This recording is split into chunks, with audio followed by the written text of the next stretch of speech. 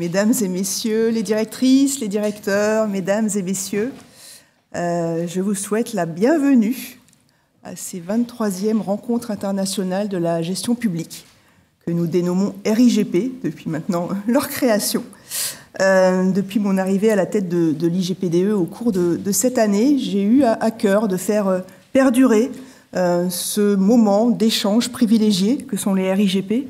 Et je suis vraiment très heureuse de vous accueillir toutes et tous aussi nombreux au cœur même de Bercy, au centre Pierre Mendès France pour cette nouvelle édition.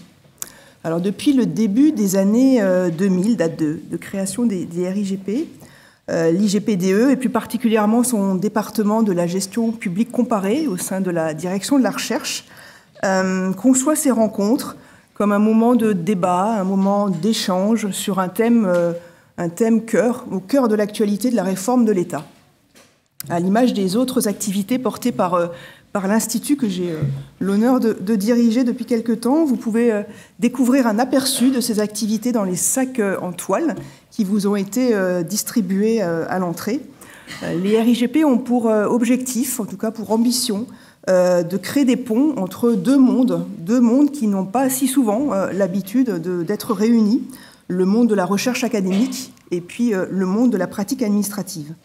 Et en organisant ces rencontres, nous poursuivons l'ambition de faire connaître des travaux universitaires issus de différentes disciplines de sciences sociales qui concourent à l'analyse de l'action publique, disciplines comme les sciences de gestion, les sciences administratives, la sociologie, le droit, les sciences politiques. Nous cherchons également à mettre ces travaux en débat et puis à les faire résonner auprès des praticiens qui, eux, conçoivent, mettent en œuvre les politiques publiques. Alors, nous avons à ce titre beaucoup de chance de recevoir aujourd'hui des personnalités, des figures importantes de l'administration et aussi de la recherche française qui nous font l'honneur de leur présence. Je les en remercie. La secrétaire générale des ministères économiques et financiers, Anne Blandy-Touret, se joint à moi dans ces remerciements. Malheureusement, elle a été requise par le ministre ce matin, mais elle viendra clôturer la journée à la fin de l'après-midi. Alors, les RIGP ont aussi comme vocation de porter un regard comparatif sur nos propres pratiques françaises, en mettant en lumière des expériences, qu'elles soient européennes ou étrangères, expériences notables, qui peuvent être source d'inspiration, mais aussi source de discussion. Dans cette optique, comme chaque année, nous avons convié des praticiens, des experts, des universitaires venant du monde entier pour témoigner de leur réalité et puis aussi pour nous faire part de leurs analyses dans leurs pratiques et dans leur pays, dans des contextes qui sont, vous le verrez, très différents du nôtre. Nous sommes à ce titre très heureux d'accueillir des personnalités provenant de grandes institutions internationales comme l'OCDE, la Commission européenne ou l'Université d'Oxford. Alors maintenant, venons-en au thème qui nous réunit aujourd'hui et que nous avons retenu pour cette édition 2024. Il ne se passe pas un jour, je dirais même une heure, sans qu'un ouvrage, un podcast, un article, une conférence n'aborde le thème de l'intelligence artificielle.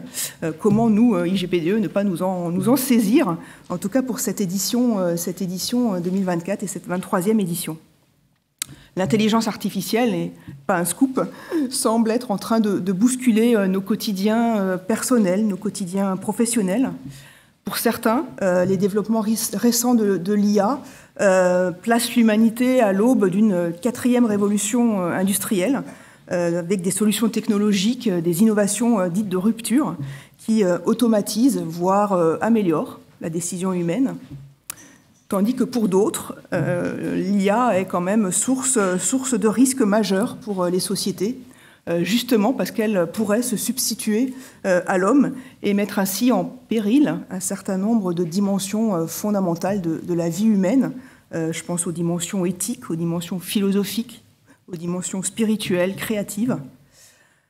Sans entrer dans ce type de débat, nous avons fait le choix, à notre niveau, justement, de placer le débat à notre niveau et à notre échelle, celui des conditions de déploiement de l'IA dans ses formes actuelles, parfois même encore embryonnaires, au sein de la sphère publique. Dans le rapport de la commission de l'intelligence artificielle, qui, de mémoire, commission avait été mise en place par la Première ministre Elisabeth Borne, je crois, en fin d'année dernière, et qui a remis son rapport au président de la République en mars, rapport intitulé « Notre ambition pour la France ». Les auteurs écrivent dans leurs recommandations « L'intelligence artificielle peut améliorer le service public en contribuant à personnaliser l'éducation, à accorder plus de temps aux patients, à mieux accompagner et anticiper les transitions professionnelles, à réduire la bureaucratie. Nous obtiendrons ces gains à condition de faire la mue de nos institutions. De l'évolution des infrastructures numériques à la conduite de projets d'IA, la mobilisation des administrations publiques sur les enjeux tenant à l'IA doit être accélérée, amplifiée, généralisée et déclinée par service public.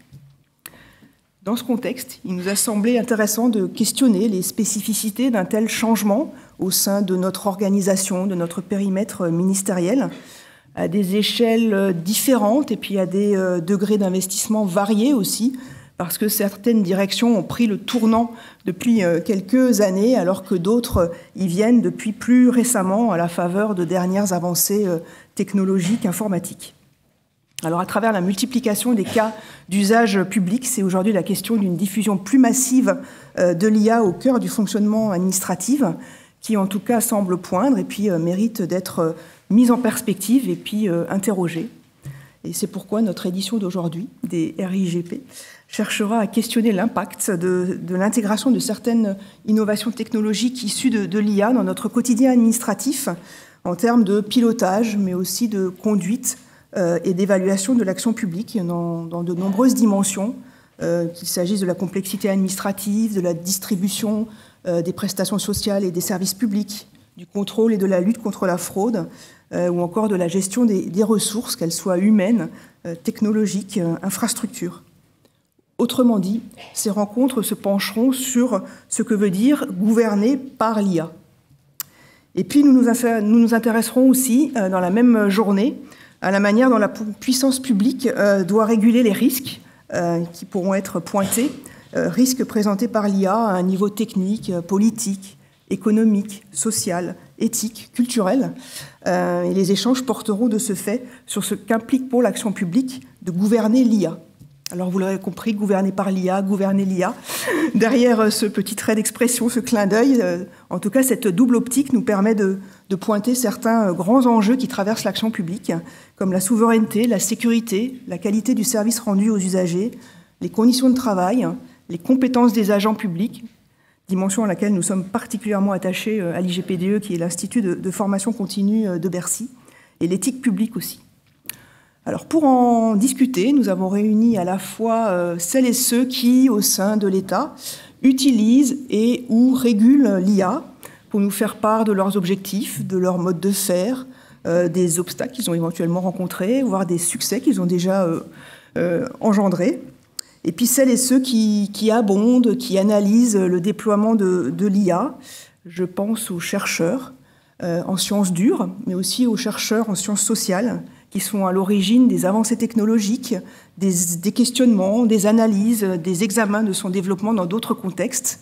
Et nous n'allons pas nous interdire d'évoquer le contexte de la sphère privée, et notamment des entreprises. Nous sommes à Bercy.